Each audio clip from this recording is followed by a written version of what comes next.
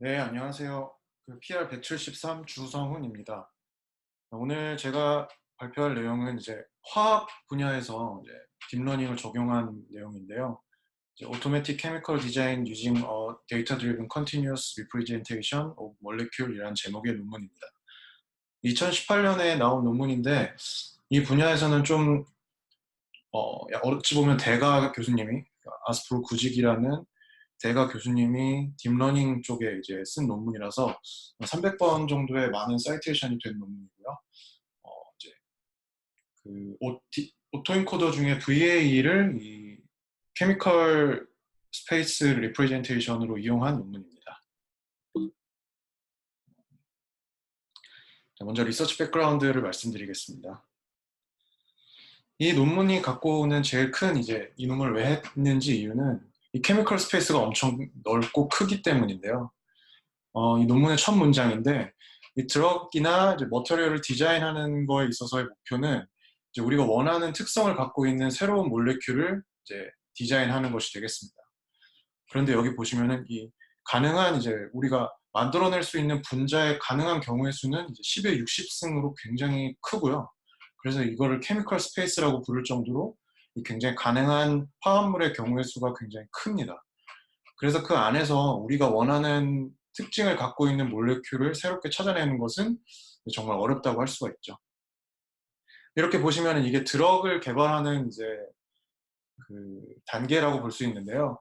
후보 물질들이 이렇게 10,000개 정도 있으면은 점점 이제 프리클리니컬한 과정, 그 다음에 이제 클리니컬하게 그 1차, 2차, 3차, 4차 이런 그 시험 과정을 거쳐가지고 최종적으로 이제 실질적으로 약에 사용되는 컴파운드는 하나 정도밖에 안 되는 이 시간과 비용이 굉장히 많이 들어가는 과정입니다. 그래서 많은 이제 계산 화학자들이나 이제 최근에는 이제 머신러닝 사이언티스트 같은 경우에는 이 드럭 디스커버리 과정에서 좀 최적화된 드럭을 찾기 위해서 좀 머신러닝이나 계산화학 그리고 딥러닝 이런 기술들을 적용하고 있는 추세예요. 지금까지 방법으로는 이제 굉장히 많은 그 후보 물질들 중에서 그 어떠한 특성들에 갖고 있는 몰레큘들을 스크리닝 해내는 실질적으로 실험을 하지 않더라도 계산적으로 그런 후보 물질들을 걸러내는 버추얼 스크리닝이라는 방법이 있습니다. 이 버추얼 스크리닝이라는 것은 이제 계산 화학을 사용하기 때문에 실험을 사용하지 않고 뭐 적절한 방법이 될 수 있을 거라고 생각이 되지만 그래도 후보 물질 자체를 정하는 것이 워낙 케미컬 스페이스가 넓다 보니까 어렵고요. 그리고 또 어떠한 특성들을 스크리닝해야 될지 정하는 것도 또 이 버추얼 스크리닝 과정에서 어려운 점이라고 얘기를 하고 있습니다. 또 반대로 처음부터 그냥 시드 스트럭처에서 우리가 원하는 몰레큘을 생성해내자는 이제 생성 알고리즘 관점에서 지네틱 알고리즘을 이용하는데요. 지네틱 알고리즘을 잠깐 설명드리면은 이제 특정한 시드 스트럭처가 있을 때 그 시드 스트럭처에 대해서 최소한의 변형, 계속 변형을 주면서 그 변형을 시킨 스트럭처가 우리가 원하는 타겟 프로퍼티를 만족하는지 계속 테스트를 합니다. 그 테스트와 그 스트럭처의 변화를 계속 반복시키면서 결과적으로 우리가 원하는 몰레큘을 얻어낼 수 있는지를 반복적으로 이제 확인을 하는 그런 과정이 되는데요.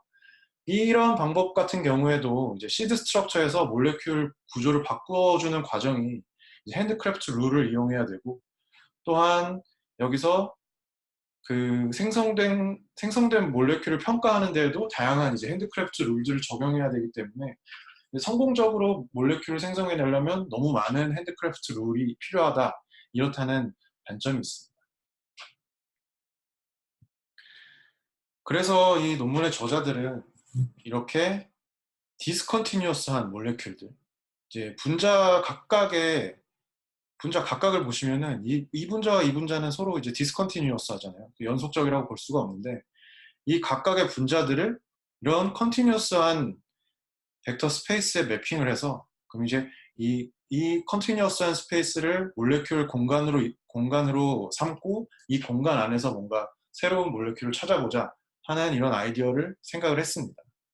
이렇게 컨티뉴어스한 리프레젠테이션을 만들게 되면 장점이 뭐가 있냐면 앞서 말씀드린 것처럼 그 제네틱 알고리즘을 이용했을 때 같이 이제 핸드크래프트 룰이 필요가 없고요. 두 번째로는 이렇게 보시면은 이 컨티뉴어스한 레프레젠테이션에서 그레디언트를 이용해서 원하는 프로퍼티를 이제 찾아낼 수가 있죠. 그러니까 쉽게 말하자면 이 부분에서 이 부분으로 이제 몰레큘 스페이스, 케미컬 스페이스 안을 서치할 수 있다는 그런 장점이 있습니다. 왜냐하면 이게 컨티뉴어스하기 때문에 가능한 것이고요.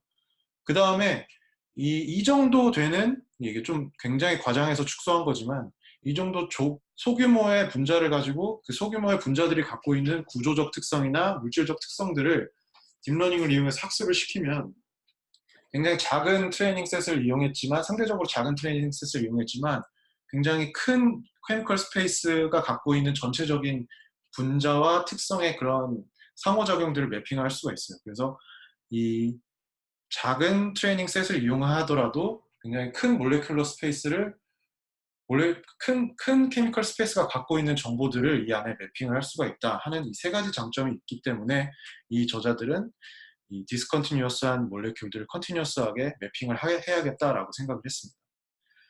그래서 이렇게 매핑을 하는 방법으로는 이제 우리가 잘 알고 있는 베리에이셔널 오토인코더를 이용했는데요. 이활성님의 슬라이드에서 갖고 온 그림인데, 이것도 마찬가지로 어떻게 보면은 숫자와 숫자 사이의 그 디스컨티뉴어스한 정보잖아요.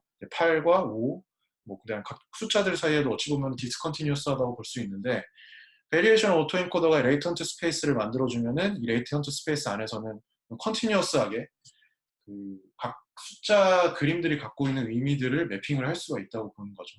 그래서 여기서는 숫자지만 이 논문에서는 각각 인풋과 아웃풋을 몰레큘을 이용을 해서 몰레큘들로 이루어진 이 레이턴트 스페이스를 만드는 그런 접근을 이용했습니다. 그래서 궁극적으로 목적은 이렇게 몰레큘이 인풋으로 들어가고 아웃풋이 나오는 베리에이셔널 오토엔코더를 제작을 하고 학습을 시키고요. 그렇게 되고 나면 분자들의 특징적인 피처를 포함하고 있는 레이턴트 스페이스가 만들어지고, 그 레이턴트 스페이스 안에서 그레디언트를 이용해서 좀 더 우리가 원하는 방향으로 좀 몰레큘을 생성해보자, 이러한 목적을 갖고 있습니다. 그 다음으로는 이제 방법에 대해서 설명을 드릴게요. 일단 우리가 많이 하던 그 그림이나 문자열 같은 게 아니고 분자 구조이기 때문에 이제 데이터베이스랑 이 데이터베이스를 표현하는 방법, 그리고 이 모델의 구조, 이런 거를 좀 자세하게 설명해 드리도록 하겠습니다.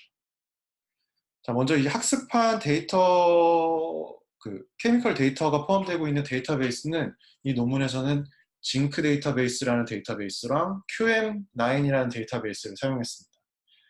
이 징크 데이터베이스를 제일 많이 조금 이 논문에서는 사용을 했기 때문에 이거를 중점적으로 설명을 드리면, 이 징크 DB라고 구글에 검색을 해보시면 이런 사이트가 나오는데요.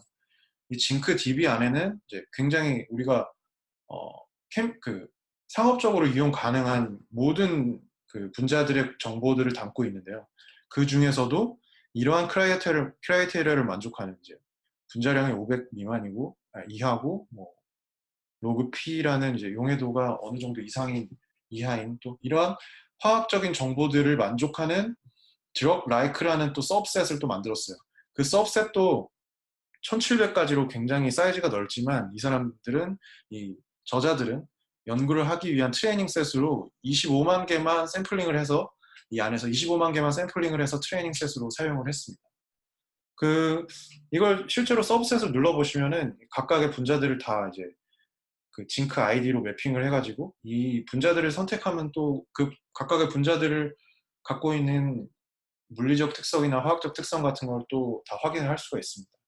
이런 공개된 퍼블릭 케미컬 DB를 사용했고요.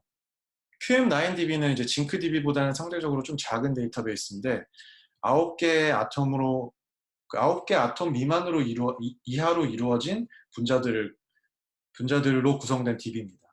그 중에서도 10만 8천 개의 몰레큘을 사용했고요. 이 두 가지의 DB를 다르게 사용해서 이제 두 가지의 다른 모델을 만든 다음에 각각의 이제 실험을 했다고 보시면 됩니다. 그리고 이제 몰레큘을 딥러닝에 학습시키기 위해서 이제 몰레큘이 딥러닝이 이해할 수 있는 스트럭처를 바꿔줘야 되는데요. 이 기존에 이제 화학 분야에서 사용되는 몰레큘러 디스크립터를 찾아봤더니 스마일즈라는 방법과 몰레큘러 그래프라는 방법과 몰레큘러 핑거프린트라는 방법 이렇게 있습니다.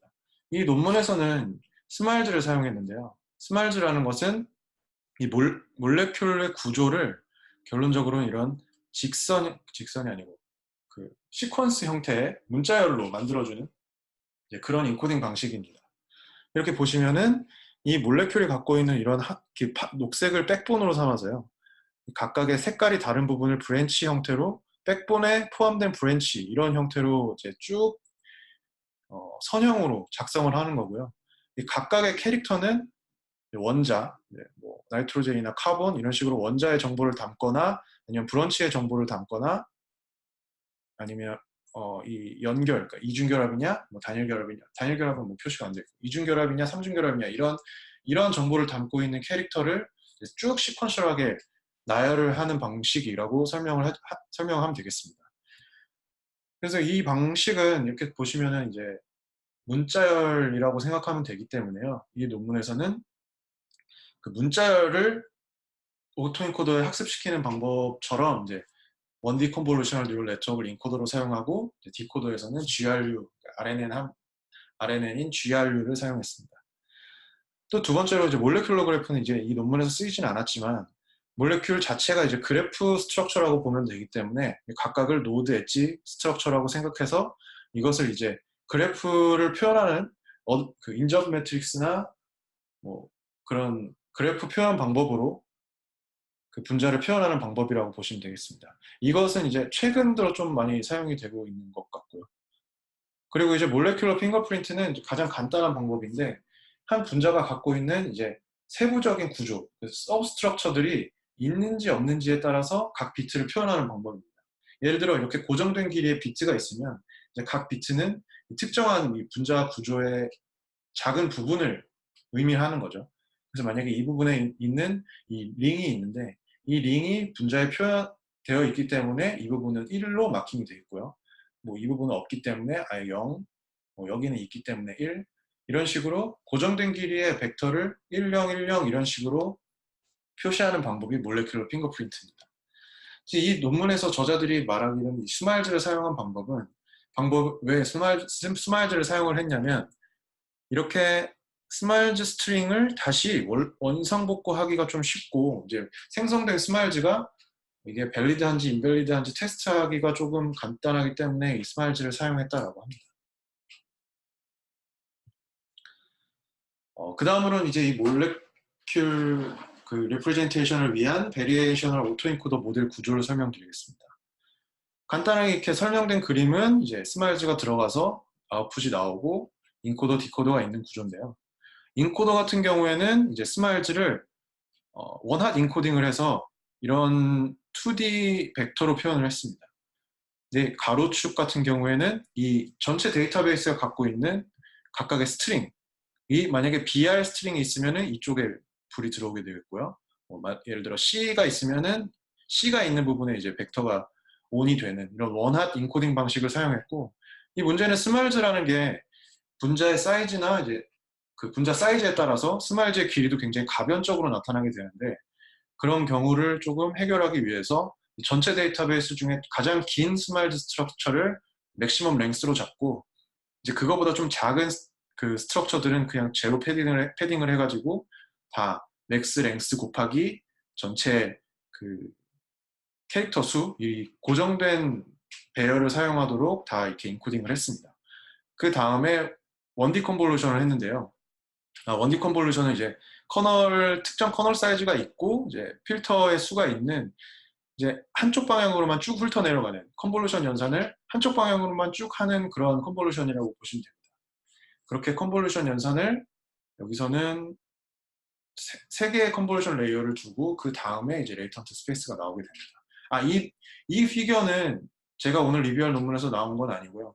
거기서는 좀 스트럭처에 대한 자세한 그림이 없었기 때문에 다른 논문에서 좀 갖고 왔습니다. 그래서 징크 같은 경우에는 이 전체 맥스 랭스, 이 맥스 랭스가 120, 120을 넘는 스마일즈 스트링스는 없다는 뜻이고요. QM9 같은 경우에는 34, 그리고 캐릭터의 수는 35개의 서로 다른 캐릭터를 갖고 있고, 그래서 징크 같은 경우에는 120 곱하기 35의 그 어레이를 만들어 준다고 하면 되겠고요. 그다음 QM9 같은 경우에는 34 곱하기 22의 어레이를 만든다고 보시면 됩니다. 레이턴트 스페이스도 이 각각의 데이터베이스에 따라 다르게 설정을 했는데요. 징크 같은 경우에는 196, QM9 같은 경우에는 156의 레이턴트 스페이스 차원을 사용했습니다. 여기서 이제 레이턴트 스페이스에서 디코딩하는 부분은 비트에서 숫자 벡터에서 스트링으로 다시 표현을 해줘야 되기 때문에 GRU라는 그 문자 쪽에서 많이 사용된다고 하는 그 RNN 네트워크를 사용을 했고요. 그래서 만약에 이것도 다른 논문에서 가져온 건데요. 레이턴트 스페이스 입력이 이렇게 있으면은 거기서 이제 소프트맥스를 통해 그 위치에 어떠한 캐릭터가 올 확률이 가장 높은지를 이 GRU는 아웃풋으로 나오게 됩니다. 그래서 각각의 위치, 우리가 고정된 위치를 지정을 했기 때문에 각각의 위치에 대해 어떠한 스트링이 오는 것이, 어떠한 캐릭터가 오는 것이 가장 확률이 높은가, 이제 이렇게 학습을 시켰다고 보시면 됩니다. 그리고 다들 아시는 것처럼 여기서의 아웃풋이랑 스마일즈 인풋에 대한 이제 그 에러를 계산함으로써 이 VA가 학습이 되게 되겠죠. 또 이 에러랑 KL 다이버전스 로스가 같이 이제 로스 펑션으로 사용이 됐습니다. 그리고 이 특징적인 것은 이것을 학습할 때 그 레이턴트 스페이스에서 그 분자가 갖고 있는 프로퍼티를 예측하기 위한 프로퍼티 프레딕션 레이어를 또 뒀는데요. 근데 이건 간단하게 이제 천인 이제 뉴런 1000개, 1000개가 있는 풀리 커넥티드 레이어 2개를 이용해서 이 특정 위치에 있는 레이턴트 스페이스에 대한 분자가 갖고 있는 뭐 용해도라는 특성 값이 몇인지 이걸 예측하기 위한 레이어로 사용했습니다.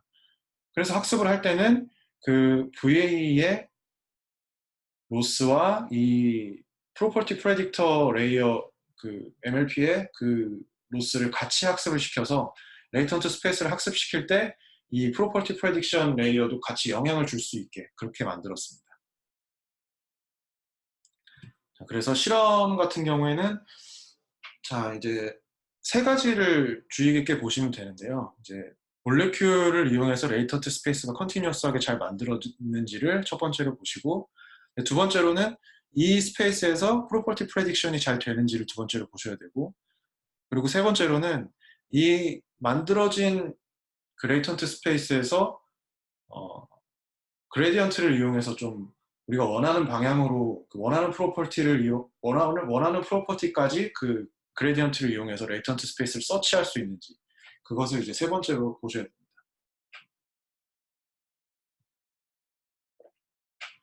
그래서 첫 번째로 몰레큘이 레이턴트 스페이스에 잘 매핑이 됐는지를 확인했습니다. 이거는 VA를 사용했기 때문에 이제 노멀 디스트리뷰션 형태로 레이턴트 스페이스가 잘 이제 분포하고 있다는 것을 얘기를 하고 있고요. 또 그 인코더와 디코더를 계속 반복했을 때 우리가 정말 밸리드한 스마일즈가 몇 개나 생성되는지를 한번 그 정량을 해봤더니 73%, 79%의 이제 밸리드한 스마일즈가 생성이 됐다는 것을 또 정량도 했습니다. 그래서 좀 나중에 특정한 레이턴트 스페이스에서 레이턴트 스페이스를 몇 개 샘플링한 다음에 거기서 디코딩을 했을 때 정상적으로 스마일즈가 생성이 된다, 이렇게 미리 좀 확인을 했다고 보시면 됩니다. 근데 여기서 좀 특이한 점은 이제 일반적으로 베리에이셔널 오토엔코더에서는 그냥 이제 특정한 평균과 평균이랑 편차로 그 샘플링을 하게 되는데요. 여기서는 좀 인코딩을 할 때 가우시안 노이즈를 좀 줌으로써 같은 분자를 입력해도 계속 같은 분자를 계속 반복해서 입력을 해도 디코딩된 아웃풋이 계속 조금 약간씩 노이즈 때문에 다르게 나타날 수 있다, 그렇게 얘기를 하고 있습니다. 그걸 일부러 넣어준 이유는 이제 좀 새로운 분자를 만들어야 되기 때문에 이 모델을 가지고 좀 완전히 새로운 분자를 만들어내는 것을 궁극적인 목적으로 하기 때문에, 그러기 위해서 계속 같은 분자가 만들어지는 것보다는 노이즈를 줌으로써 약간씩 구조가 다른, 이렇게 약간씩 구조가 다른 새로운 몰레큘을 만들어내는 것이 좀 더 유리하다라고 생각을 했기 때문입니다. 그랬을 때 이 굉장히 비슷한 그 분자 구조가 생성됐을 때 그레이턴트 스페이스 상에서의 거리를 이 수치로 나타나고 있는데요. 그레이턴트 스페이스 상에서의 수치가 조금 유사한 분자일수록 가깝게 나타나고, 그래서 그 레이턴트 스페이스 상에서 거리가 의미하는 것은 얼마나 그 분자 구조가 유사한 것인지를 나타낸다고 합니다. 그 그림을 좀 자세하게 표현한 게 이건데요. 예를 들어 이 이부프로펜이라는 분자를 기준으로 삼았을 때 그 레이턴트 스페이스 상에서 디스턴스를 이렇게 표현을 했습니다. 그랬을 때 점점 그 디스턴스가 멀어짐에 따라서 이 이부프로펜이 갖고 있는 구조랑은 완전히 다른 이런 구조가 생성된다고 보시면 되겠고요. 가까이 있는 레이턴트 스페이스 상에서 가까이 있는 애들을 디코딩했을 때는 이 기준되는 분자랑 비슷한 모양을 갖고 있는, 비슷한 구조를 갖고 있는 분자가 생성이 된다고 보시면 됩니다. 그래서 이런 그 레이턴트 스페이스 상에서의 거리를 이용한 이 디코딩 결과를 보면은, 예를 들어 이쪽에서 디코딩된 분자가 이거고 이쪽에서 디코딩된 분자가 이거라고 했을 때 이 컨티뉴어스한 레프리젠테이션이기 때문에 여기에 있는 분자가 무엇일지 인터폴레이션을 할 수 있다, 이러한 결론을 다다르는데요. 그래서 이 저자들은 인터폴레이션을 또 해봤습니다. 근데 인터폴레이션을 할 때 레이턴트 스페이스가 고차원이기 때문에 리니어 인터폴레이션으로서는 이제 굉장히 스파르스한 부분을 지나갈 수 있다고 해서 좀 스피어리컬 인터폴레이션을 이용했다고 합니다. 그래서 스피어리컬 인터폴레이션을 이용했을 때 좀 더 그 고차원의 레이턴트 스페이스에서 인터폴레이션을 잘 할 수 있다. 그렇기 때문에 우리는 스피어리컬 인터폴레이션을 이용했다라고 하고요. 그 밑에가 이제 각각 리니어 인터폴레이션과 스피어리컬 인터폴레이션을 이용해서 스타트 이 분자에서 엔드 이 분자까지의 일정한 스텝을 주면서 그 레이턴트 스페이스에서 디코딩을 했을 때 분자들을 표현하고 있습니다. 제가 여기서는 그냥 정성적으로만 그림을 그려놓고 얼마나 좀 구조가 실질적으로 그 리니어 인터폴레이션과 스피어리컬 인터폴레이션이 뭐가 더 좋은지를 조금 그냥 말로만 얘기하고 넘어갔기 때문에 여기서는 그냥 이렇게 인터폴레이션이 된다 이 정도로만 이해하고 넘어갔습니다. 그리고 이제 그 레이턴트 스페이스에서 그 특정한 구조를, 특정한 분자의 특성을 얼마나 잘 매핑을 하고 있는지 이런 것을 또 피규어로 봤는데요. 이제 징크 데이터베이스에서 학습한 그 레이턴트 스페이스에서는 징크 데이터베이스에 들어있는 분자들과 비슷한 구조, 그 특징들을 담고 있어야 좀 잘 학습이 됐다고 볼 수가 있는데, 그랬을 때 이제 VA 모델이 징크 데이터베이스가 갖고 있는 그 로그 P라는 특징을 그 디스트리뷰션과 최대한 더 비슷하다라고 보실 수가 있습니다. 이 말은 징크 데이터베이스가 갖고 있는 그냥 분자 구조의 특징만을 학습에 사용했을 뿐인데 그 분자들이 담고 있는 기능적인 의미들을 다 같이 잘 학습을 한 것으로 보인다라고 얘기를 하고 있고요.